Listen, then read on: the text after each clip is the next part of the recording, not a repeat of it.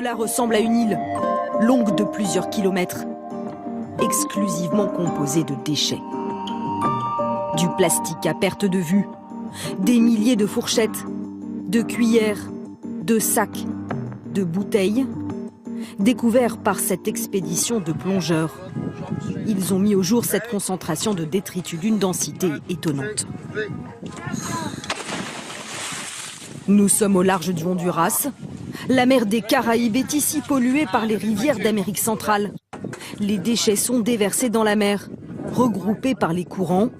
Ils finissent par créer des mini-continents qui apparaissent dans chacune des mers du globe.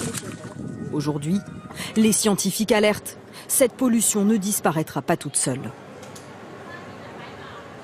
Ça ne va pas tuer immédiatement les poissons comme les pollutions par hydrocarbures ou les pollutions chimiques. Mais d'un autre côté, comme elle est inerte, c'est une pollution qui va rester des décennies, voire des siècles dans la mer. Et donc en fait, c'est une pollution qui n'arrête pas d'augmenter inexorablement. À ce rythme-là, les experts estiment que dans 30 ans, il y aura plus de déchets que de poissons dans l'océan. Des solutions de collecte sont actuellement testées, mais le moyen le plus sûr de s'en débarrasser sera tout simplement de ne pas le générer.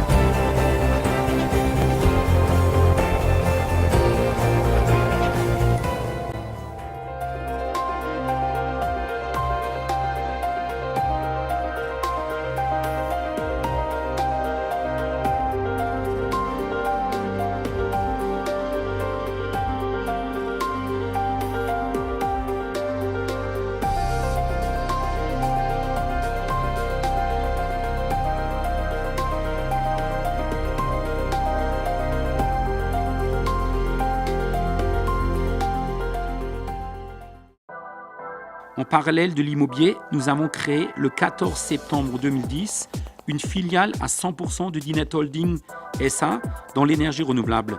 Concept inédit, la société Innovation Solar Holding AG. J'ai parcouru le monde dans de nombreux pays pendant plusieurs mois pour trouver des nouveautés, les fournisseurs et fabricants, inventeurs de technologies avant-gardistes dans l'énergie renouvelable à des prix défiant toute concurrence. En discutant avec différents inventeurs spécialisés dans le traitement de l'eau, j'ai rencontré un génie, M. Eberhard Niel, travaillant depuis des années pour Audi, BMW et Mercedes dans le traitement des eaux usées et polluées.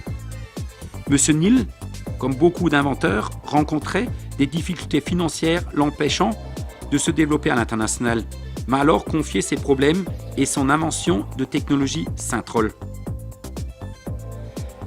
La première usine Plastoil en Suisse, construite à côté de Zurich, a eu la médaille de l'innovation du canton de Zug pour la transformation du plastique en carburant. Incroyable mais vrai. Avec 1 kg de plastique transformé, on réalise 1 litre de carburant à seulement 27 cents le litre. Plusieurs millions d'euros ont été investis dans la nouvelle équipe dans le R&D, c'est-à-dire recherche et développement, l'achat et le développement de différents sites Plastoil, comme par exemple celui de Grossenheim en Allemagne. Ma philosophie, depuis toujours et surtout en 2013, ma vision consistait à continuer à me battre contre le réchauffement climatique, à aider les pauvres et les personnes défavorisées et démunies, qui n'ont pas eu la chance d'être nés dans un pays comme le nôtre. Je voulais leur donner à tous du travail grâce à notre concept Plastoil, en ramassant les sachets plastiques et autres plastiques non recyclés dans les différents endroits du monde pour les transformer en énergie circulaire, sans pollution, grâce à notre très bonne et inédite technologie suisse. Pour moi, c'est le devoir de notre génération. Je n'arrête pas de le dire.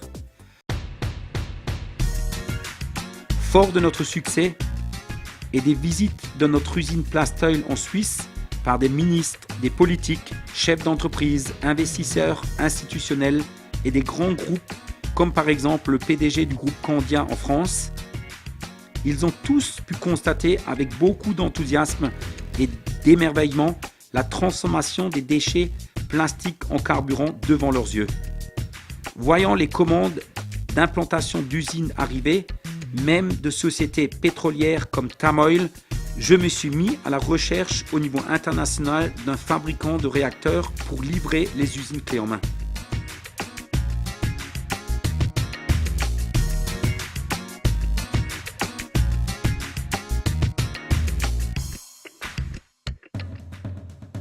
Comme ma vision, mon ambition et ma devise n'est jamais de baisser les bras et de participer au combat contre le réchauffement climatique et d'aider les pauvres, je me suis mis à la recherche de nouvelles technologies. Grâce à un salon à Abu Dhabi en 2014, j'ai rencontré un inventeur génial, M. Geltner, qui a également développé plusieurs technologies dont Log Oil, Plastic to Fuel, LogMet, décontamination des produits médicaux, qu'on appelle les DASRI, dont nous avons racheté et payé les brevets et marques pour plus d'1 million d'euros.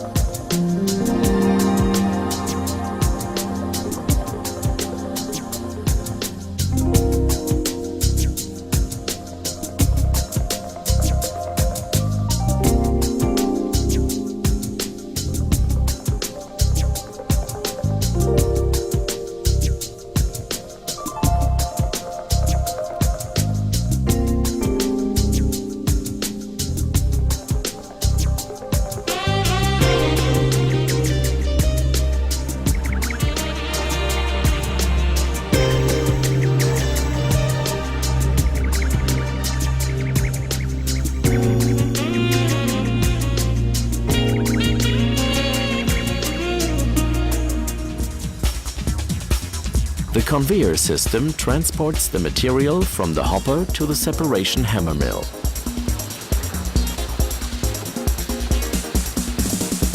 The electronic rotation control. The fed material will be adjusted to the processing capacity of the separation hammer mill. In the separation mill, the raw goods will be depacked and crushed. In this process, the organic matter will be reduced to fine particles with an average particle size of 3 to 6 millimeters and collected in a pressure tank as a pumpable substrate. In order to keep the substrate liquid and pumpable, the separation hammer mill needs process water for the treatment of relative dry material. The process water is consisted mainly of rain and cleaning water and is fed from the used water tank to the separation hammer mill according to the requirements.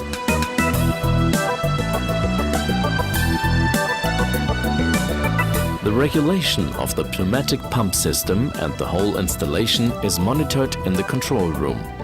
All functions can be controlled manually or automatically from here.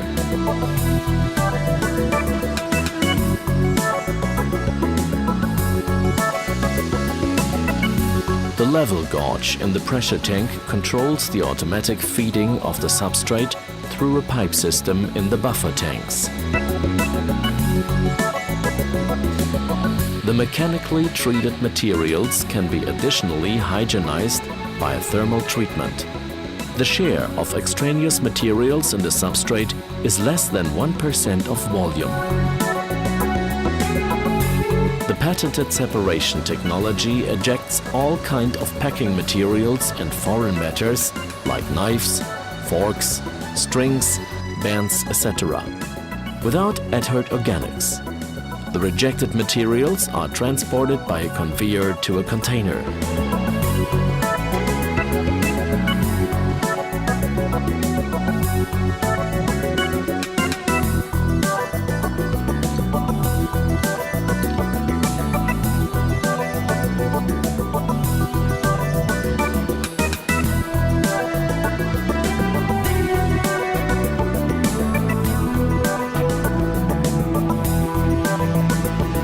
The substrate stored in the buffer tanks is transported to biogas plants for further treatment. In biogas plants, the substrate is used to produce energy. Nous avons exposé nos technologies et savoir-faire dans tous les continents et participé à une quarantaine de salons au niveau international.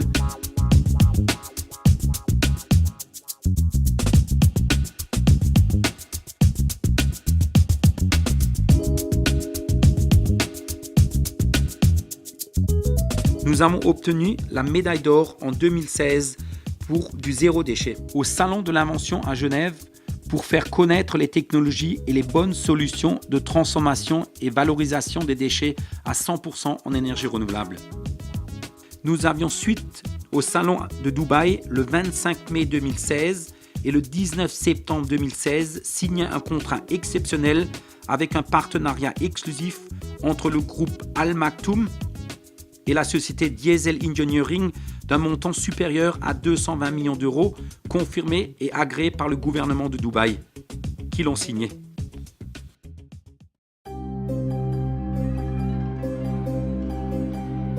Le 6 septembre dernier, l'ouragan Irma frappe de plein fouet l'île de Saint-Martin, laissant un paysage de désolation et des infrastructures ravagées, comme l'usine Veolia de dessalement d'eau de mer et de production d'eau potable.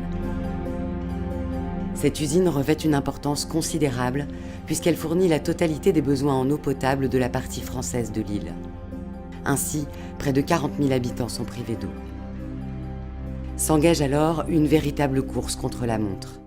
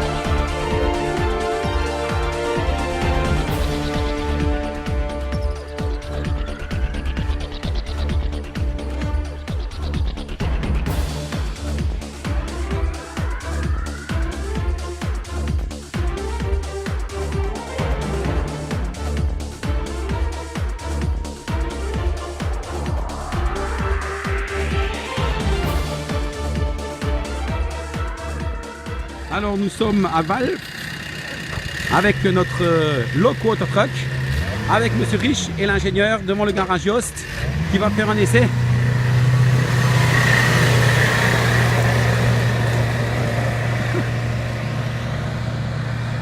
Eh oui.